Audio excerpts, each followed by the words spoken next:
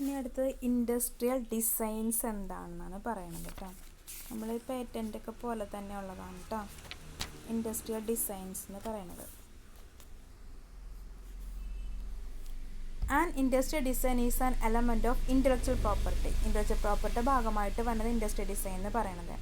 In a legal sense an industrial design constitutes the ornamental or aesthetic aspect of an article. Ornamental അല്ലെങ്കിൽ aesthetic എന്ന് പറഞ്ഞിട്ടുണ്ടെങ്കിൽ അലങ്കരിക്കുന്നതിന് വേണ്ടിയിട്ട് അല്ലെങ്കിൽ മനോഹരമാക്കുന്നതിന് വേണ്ടിയിട്ട് അതിനുപയോഗിക്കുന്ന സാധനം ആർട്ടിക്കിൾ എന്ന് പറഞ്ഞാൽ വസ്തു എന്നാണ് കേട്ടോ. അപ്പോൾ അത്തരത്തിലുള്ളതിനാണ് ഇൻഡസ്ട്രിയൽ ഡിസൈൻ എന്ന് പറയുന്നത്. നമ്മൾക്ക് എന്തെങ്കിലും ഉപയോഗപ്രദമാക്കുന്നതിന് രീതിയിൽ ഉപയോഗിക്കാൻ പറ്റുന്ന ഒരു വസ്തു. It may consist of 3 dimensional features. അതിന് 3 ഡയമെൻഷണൽ ഫീച്ചേഴ്സ് ഉണ്ടായിരിക്കണം ഈ ആർട്ടിക്കിളിന്. Or 2 dimensional features as patterns, lines or colour. ഒരു നിശ്ചിത പാറ്റേൺ ഉണ്ടായിരിക്കുക, ഒരു ലൈൻ ഉണ്ടായിരിക്കുക, കളറ് എന്തിനുണ്ടായിരിക്കണം? ഇൻഡസ്ട്രിയൽ ഡിസൈന് മസ്റ്റായിട്ടും ഉണ്ടായിരിക്കണം. Industrial design refers to a creative activity which results in the ornamental or formal appearance of a product. Industrial design എന്ന് പറഞ്ഞിട്ടുണ്ടെങ്കിൽ ഒരു ക്രിയേറ്റീവ് ആക്ടിവിറ്റിയാണ്. അതിൻ്റെ ഫലമായിട്ടാണ് തന്നെ ഒരു പലതരത്തിലുള്ള ഓർണമെൻറ്റുകൾ വന്നത്. ഷോർട്ട് ചെയിൻ ആയാം, ലോങ് ചെയിൻ ആയിരിക്കാം, പിന്നെ എന്താണ് ഇയറിങ്സ്, അങ്ങനെയുള്ള ഡിസൈൻസൊക്കെ വന്നത്. പിന്നെ ഒരു പ്രൊഡക്റ്റിൻ്റെ ഫോമൽ അപ്പിയറൻസ്, അത് കണ്ടാൽ ഇന്ന പ്രൊഡക്റ്റാണ് നമുക്ക് തോന്നണം. അങ്ങനെ ഒരു ഫീച്ചേഴ്സ് കൂടി എന്തിനാ ഇൻഡസ്ട്രിയൽ ഡിസൈൻസിന് ഉണ്ടായിരിക്കണം. Design right refers to a new or original design that is granted to the proprietor of a validly registered design. In principle, the owner of a registered industrial design has the right to prevent third parties from making, selling or importing articles bearing a design which is a copy of the protected design when used for commercial purposes. ഇനി design right നൽകുന്നത് ഒരു പുതിയ അല്ലെങ്കിൽ original design ആരാണ് create ചെയ്തത്, അതിൻ്റെ proprietor ആരാണോ, design register ചെയ്ത ആരാണോ അവരെ പ്രൊട്ടക്റ്റ് ചെയ്യുന്നതിന് വേണ്ടിയിട്ടാണ്. The owner of a registered industrial design has the right to prevent. അതായത് മൂന്നാമതൊരാളത് ഉപയോഗിക്കുകയാണെങ്കിൽ അയാളുടെ ഡിസൈൻ, ഇപ്പോൾ ആരാണത് ക്രിയേറ്റ് ചെയ്താകണത് ആ ഡിസൈൻ മറ്റൊരാൾ ഉപയോഗിച്ചിട്ട് അത് അയാളുടേതാണെന്ന് വാദിക്കുകയാണ്. അതുകൊണ്ട് പ്രൊഡക്റ്റ് ഉണ്ടാക്കിയാണ്, വിൽപ്പന നടത്തുകയാണ്, അല്ലെങ്കിൽ ഇമ്പോർട്ട് ചെയ്യണം ആ ഡിസൈൻ ഉപയോഗിച്ചിട്ട്. അപ്പോൾ അത്തരത്തിലുള്ള കോപ്പി അടി അല്ലെങ്കിൽ അവർ അത് ഇമേജ് എക്സ്ട്രാക്റ്റ് ചെയ്യുന്നത് തടയുന്നതിന് വേണ്ടിയിട്ടാണ് എന്ത് ചെയ്യുന്നത് ഡിസൈൻ റൈറ്റ് നൽകുന്നത്. അപ്പോൾ അത് കൊമേഴ്ഷ്യൽ പർപ്പസിന് വേണ്ടിയിട്ട് മൂന്നാമതൊരാൾ ഇയാളുടെ സമ്മതമില്ലാതെ ഉപയോഗിക്കുകയാണെങ്കിൽ അതിനെ പ്രൊട്ടക്റ്റ് ചെയ്യുന്നതിന് ഡിസൈൻ റൈറ്റുകൾ നൽകുന്നത്. Under the TRIPS agreement, minimum standards of protection of industrial design have been provided four in India. The New Designs Act 2000 contains provision for protection of industry designs. TRIPS agreement വന്നതോടുകൂടിയാണ് ഇത്തരത്തിൽ industry ഡിസൈൻസിന് ഒരു minimum protection നൽകാനായിട്ട് തീരുമാനമായത്. ഇന്ത്യയിൽ new designs act നിലവിൽ വന്ന 2000-ലാണ് കേട്ടോ. എന്തിനു വേണ്ടിയിട്ട് ഇൻഡസ്ട്രി ഡിസൈൻസിനെ പ്രൊട്ടക്റ്റ് ചെയ്യുന്നതിന് വേണ്ടിയിട്ട്. The act will serve its purpose in the rapid change in technology and international developments. India has achieved a mature status in the field of industrial designs. അപ്പോൾ ഈ act ഉറപ്പ് പറയുന്നത് എന്തിനാണ്? ടെക്നോളജി വളരെ വേഗത്തിൽ മാറിക്കൊണ്ടിരിക്കുകയാണ്, ഓരോ ഡെവലപ്മെൻറ്റ്സുകൾ വരെയാണ്. അപ്പോൾ അതുകൊണ്ട് തന്നെ എന്താണ് അവരെ ശക്തിപ്പെടുത്തേണ്ടതായിട്ടുണ്ട്. ഡിസൈൻസൊക്കെ മാറി മാറി വരെയാണ്. അപ്പോൾ ആ ഡിസൈൻസ് എന്ത് ചെയ്യാൻ കോപ്പി അടിക്കാനായിട്ട് സാധ്യത കൂടുതലാണ്. അപ്പോൾ അതില്ലാതാക്കുന്നതിന് വേണ്ടിയാണ് ഇത്തരത്തിൽ ആക്റ്റുകൾ വന്നിരിക്കുന്നത്. ഇന്ത്യ ആണെങ്കിൽ ഇൻഡസ്ട്രിയൽ ഡിസൈൻസ് പ്രൊട്ടക്റ്റ് നൽകുന്നതിൽ ഒരു നല്ലൊരു മെച്യൂർ സ്റ്റാറ്റസ് ആണ് നിലനിർത്തുന്നത്. The New Designs Act conforms to international trends in design administration and agrees with the changed technical and commercial scenario. New design act ആണെങ്കിൽ കൂടുതലും അവരെന്ത് നോക്കുന്നുണ്ട്?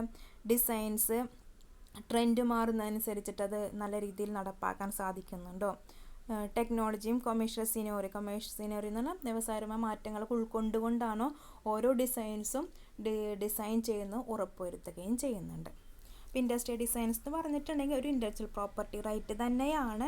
ഒരു ലീഗൽ സെൻസിൽ പറയുന്ന ഇൻഡസ്ട്രിയൽ ഡിസൈൻസ് എന്ന് പറഞ്ഞിട്ടുണ്ടെങ്കിൽ ഓർണമെൻ്റൽ ഡിസൈൻസിന് അല്ലെങ്കിൽ എന്തെങ്കിലും അലങ്കരിക്കുന്നതിന് വേണ്ടിയിട്ട് നമ്മൾ ഉപയോഗിക്കുന്ന ആ ഡിസൈൻസിന് നൽകുന്ന പ്രൊട്ടക്ഷൻ, മറ്റുള്ളവർ മൂന്നാമതൊരാളത് ഉപയോഗിക്കാതിരിക്കുന്നതിന് വേണ്ടിയിട്ട്, ക്രിയേറ്ററുടെ സമ്മതമില്ലാതെ തടയുന്നതിന് വേണ്ടിയിട്ടാണ് എന്ത് ചെയ്യുന്നത് ഈ ഇൻഡസ്ട്രിയൽ ഡിസൈൻസിന് ഡിസൈൻസ് റൈറ്റ് നൽകുന്നത് കേട്ടോ. ട്രിപ്സ് എഗ്രിമെൻറ്റിന് ശേഷമാണ് നിലവിൽ വന്നത്. ഇന്ത്യയിൽ 2000-ലാണ് ന്യൂ ഡിസൈൻ ആക്ട് നിലവിൽ വന്നിരിക്കുന്നത്. അടുത്തത് പ്ലാന്റ് ആൻഡ് ഫാർമേഴ്സ് റൈറ്റിൽ വന്നതാണ് കേട്ടോ. 2001 ഈ ആക്ട് നിലവിൽ വന്നിരിക്കുന്നത്. Plant and farmers right. The Protection of Plant Variety and Farmers' Right Act 2001 is an act to provide for the establishment of an effective system for protection of plant varieties. Plant varieties ഉണ്ടാകുന്നതിന് വേണ്ടിയിട്ട് promote ചെയ്യുന്നതിന് വേണ്ടിയിട്ടാണ് നിലവിൽ വന്നിരിക്കുന്നത്. The right of farmer and plant breeders and to encourage the development of new varieties of plants. ഫാർമേഴ്സിനെയും plant ബ്രീഡേഴ്സിനെയും പുതിയ പ്ലാന്റുകൾ കണ്ടെത്തുന്നവരെയും പ്രോത്സാഹിപ്പിക്കുന്നതിന്, അല്ലെങ്കിൽ എന്താണ്, നമ്മൾ അത് ഉണ്ടാക്കി കഴിഞ്ഞിട്ട് വേറൊരാളത് അയാളുടെ ആണെന്നും പറഞ്ഞ് എന്ത് ചെയ്യും, കൊണ്ടുപോയി പുതിയ തരം പ്ലാന്റുകൾ ഉണ്ടാക്കിയിട്ടുണ്ടെങ്കിൽ ഒറിജിനേറ്റർക്ക് ചിലപ്പോൾ ഭയങ്കര വിഷമായി പോകും. അപ്പോൾ അത്തരത്തിലുള്ള സാഹചര്യം ഒഴിവാക്കുന്നതിന് വേണ്ടിയിട്ടാണ് ഇത്തരത്തിലുള്ളവരെ കണ്ടെത്തുന്നതിന് വേണ്ടിയിട്ട് പ്രോത്സാഹിപ്പിക്കുന്നതിന് വേണ്ടിയിട്ട്. It has been considered necessary to recognize and protect the right of the farmers in respect of their contributions in conserving, improving and making available plant genetic resources for the development of the new plant varieties. എന്താണ്, ഫാർമേഴ്സിന് അല്ലെങ്കിൽ അത് പുതിയ വിത്തുകൾ കണ്ടെത്തുന്നവരെ പ്രോത്സാഹിപ്പിക്കാൻ അത്യാവശ്യമാണ്. എന്തുകൊണ്ടാണത്? നമ്മളുടെ ഒരു രാജ്യം എന്ന് പറഞ്ഞാൽ കൂടുതലും കൃഷി ചെയ്തിട്ടാണ് നമ്മൾക്ക് ഡെവലപ്മെൻറ്റ് ഉണ്ടാകുക. കൃഷിയിൽ നിന്നാണ് കാർഷികപരമായ കാര്യങ്ങൾ ചെയ്യുന്നത് കൊണ്ട് ഡെവലപ്മെൻറ്റ് ഉണ്ടാകുന്നത്. അപ്പോൾ അവരെ പ്രൊട്ടക്റ്റ് ചെയ്യണം, അവരുടെ കോൺട്രിബ്യൂഷൻസ് നമ്മൾ പ്രൊട്ടക്റ്റ് ചെയ്യേണ്ടതുണ്ട്, അവർ ഇമ്പ്രൂവ് ചെയ്യേണ്ടതുണ്ട്. പ്ലാന്റ് ജനറിക് റിസോഴ്സസ് ഉണ്ടെങ്കിൽ മാത്രമാണ്, ജനറ്റിക് റിസോഴ്സ് ഉണ്ടെങ്കിൽ മാത്രമാണ് ആ കൃഷിയുടെ മേഖലയിൽ എന്തെങ്കിലും കൂടുതൽ ഡെവലപ്മെൻറ്റ് ഉണ്ടാവുള്ളൂ. അപ്പോൾ അത്തരത്തിൽ പ്ലാന്റുകൾ ഉൽപ്പാദിപ്പിക്കുന്നവർ പ്രൊട്ടക്റ്റ് ചെയ്യണം. അത് ഉദ്ദേശിച്ചുകൊണ്ടാണ് ഈ ആക്ട് നിലവിൽ വന്നിരിക്കുന്നത്. ഏതാക്റ്റാണ്? Protection of Plant Variety and Farmers' Right Act 2001 PPVFR. It is necessary to protect plant breeders' right for the development of new plant varieties and to accelerate agriculture development. Plant ബ്രീഡേഴ്സിനെ protect ചെയ്യുന്നതിനും പുതിയ plant varieties ഉണ്ടാകുന്നതിന് develop ചെയ്യുന്നതിനും agriculture development കൂടുതൽ മുന്നോട്ട് കൊണ്ടുവരുന്നതിനും വേണ്ടിയാണ് ഇത് എന്ത് ചെയ്യുന്നത്, ഇത്തരത്തിൽ പ്രൊട്ടക്ഷൻ കൊണ്ടുവന്നിരിക്കുന്നത്. Such protection will facilitate the growth of the seed industry and ensure the availability of high quality seeds and planting material to the farmers. ഈ പ്രൊട്ടക്ഷൻ പ്രകാരം എന്താണ്, ധാരാളം സീഡ് ഇൻഡസ്ട്രീസ്, വിത്ത് ഉൽപ്പാദന കേന്ദ്രങ്ങളുണ്ട്. പിന്നെ ഹൈ ക്വാളിറ്റി സീഡ്സ് കിട്ടുന്ന ഉറപ്പുവരുത്താനായിട്ടും ഫാർമേഴ്സിന് അവർക്ക് പ്ലാന്റിങ്ങിന് ആവശ്യം മെറ്റീരിയൽ കിട്ടുന്ന ഉറപ്പുവരുത്തുകയുമാണ് ഈ പ്രൊട്ടക്ഷൻ കൊണ്ട് ഉദ്ദേശിക്കുന്നത്. The Act was enacted to grant intellectual property right to plant breeders. അപ്പോൾ ആക്ട് എന്ത് ചെയ്ത് IPRൻ്റെ സെക്ഷനിൽ ഉൾപ്പെടുത്തിയിട്ടാണ് പ്ലാന്റ് ബ്രീഡേഴ്സിന്, റിസർച്ചേഴ്സിന്, ഫാർമേഴ്സിന് എന്ത് ചെയ്തേക്കുന്നത്, ഈ plant and farmers right provide ചെയ്തിരിക്കുന്നത്. The right granted under this act are heritable and assignable and only registration of a plant variety confers the right on them. അപ്പോൾ ഈ റൈറ്റ് കിട്ടിയിട്ടുണ്ടെങ്കിൽ എന്താണ്, അയാൾക്ക് മാത്രമാണ് അത്തരത്തിൽ ഏത് ബ്രീഡാണ് അയാൾ ഉൽപ്പാദിപ്പിച്ചത് ആ ബ്രീഡ് ഉൽപ്പാദിപ്പിക്കാനായിട്ട് പാടുള്ളൂ. വേറൊരാൾ എന്ത് ചെയ്യാൻ പാടില്ല, അത്തരത്തിലുള്ള ബ്രീഡുകൾ ഉൽപ്പാദിപ്പിക്കാനായിട്ട് പാടില്ല. അയാൾക്ക് മറ്റുള്ളവർക്ക് വേണമെന്ന് വേറെ ഏതെങ്കിലും ബ്രീഡുകളോ അല്ലെങ്കിൽ വെറൈറ്റി ഓഫ് പ്ലാന്റുകളോ ക്രിയേറ്റ് ചെയ്യാൻ പറ്റും. The exclusive right to produce, sell, market, distribute, import and export the variety are granted under this act. ഇപ്പോൾ എക്സ്ക്ലൂസീവ് റൈറ്റ് ആണ്. എക്സ്ക്ലൂസീവ് റൈറ്റ് എന്ന് പറഞ്ഞാൽ അത് ആദ്യം ആരാണ് കണ്ടുപിടിച്ച അയാൾക്ക് മാത്രമാണ് എന്ത് ചെയ്യാൻ, ആ വിത്ത് പ്രൊഡ്യൂസ് ചെയ്യാൻ പറ്റുള്ളൂ, സെയിൽ നടത്താൻ പറ്റുള്ളൂ, മാർക്കറ്റ് ചെയ്യാൻ, ഡിസ്ട്രിബ്യൂട്ട് ചെയ്യാൻ, ഇമ്പോർട്ട് ചെയ്യാൻ, എക്സ്പോർട്ട് ചെയ്യാനൊക്കെ സാധിക്കുള്ളൂ ഈ ആക്ട് പ്രകാരം. അപ്പോൾ അങ്ങനെ അയാൾക്ക് മാത്രമായിട്ട്, ഒരു വ്യക്തിക്ക് മാത്രമായിട്ട് ഉപയോഗിക്കാനുള്ള അവകാശത്തെയാണ് എക്സ്ക്ലൂസീവ് റൈറ്റ് കൊണ്ട് ഉദ്ദേശിക്കുന്നത്.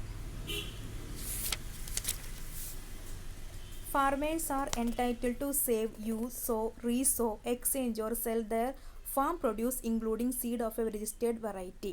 അപ്പോൾ രജിസ്റ്റർ ചെയ്താകണ വെറൈറ്റി ഏതാണോ, ഇപ്പോൾ കുരുമുളകത്തിൻ്റെ വെറൈറ്റിനെ കണ്ടുപിടിച്ചെങ്കിൽ ആ കുരുമുളകുമായി ബന്ധപ്പെട്ടുള്ള കാര്യങ്ങൾ യൂസ് ചെയ്യാൻ, കുരുമുളകിൻ്റെ വിത്ത് യൂസ് ചെയ്യാനായിട്ട്, വിതയ്ക്കാനായിട്ടും വീണ്ടും കൊയ്യാനായിട്ടും വീണ്ടും അത് വിത്ത് ആക്കി മാറ്റുന്നതിനും ഒരാൾ കൈമാറ്റം ചെയ്യുന്നതിനും വിൽപ്പന നടത്തുക, ആ ഫോം പ്രൊഡ്യൂസ് ചെയ്താക്കണത് വിൽപ്പന നടത്താൻ അയാൾക്ക് മാത്രമേ എന്ത് ചെയ്യാൻ പറ്റുള്ളൂ. അതിൻ്റെ വിത്തും അയാൾക്ക് മാത്രമേ ഡിസ്ട്രിബ്യൂട്ട് ചെയ്യാനായിട്ട് സാധിക്കൂ. വേറൊരാൾ എന്ത് ചെയ്യാൻ പാടില്ല, അതിനുള്ള വിത്തുകൾ ശേഖരിക്കാനോ വിൽപ്പന നടത്താനോ പാടില്ല. Protection of plant varieties and farmers right authority has been created under the act. ഈ ആക്ട് പ്രകാരം വർഷം ഏതാണ്, 2001. ആക്ട് പ്രകാരം ആ പ്ലാന്റ് വെറൈറ്റീസ് ഫാർമേഴ്സ് റൈറ്റ് എന്തെങ്കിലും ഫാർമേഴ്സിന് ഒരു പ്രൊട്ടക്ഷൻ നൽകുന്നുണ്ട്.